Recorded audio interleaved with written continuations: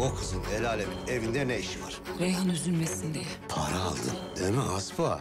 Bir fiyatın olduğunu bilseydim ben de girerdim açık arttırmaya. Hülya bak gerçekten birileri görecek. En çok kimi görmesinden korkuyorsun? Karının mı yoksa Reyhan'ın mı? Metin? Maşallah güzelsiniz de. Dolumuşsun da. Belki sizinle evlenmek isteyip çocuk yapmak isteyen birileri olabilir. Senden bir şey rica edeceğim. Beni dayımla buluşturur musun? Dayım mı? Ne yapacaksın? Adamın galerisi varmış. Halit gibi biri değil bu. Çocuklara zarar verecek biri. Sen benimle gel. Ne yapıyorsun ya?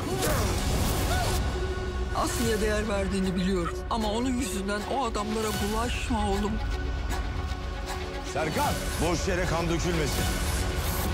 Şöyle yapalım, ben Aslı'yı salmayayım, hatta hepinizi beraber alayım. Çarpıntı yeni bölümüyle Pazar Star'da.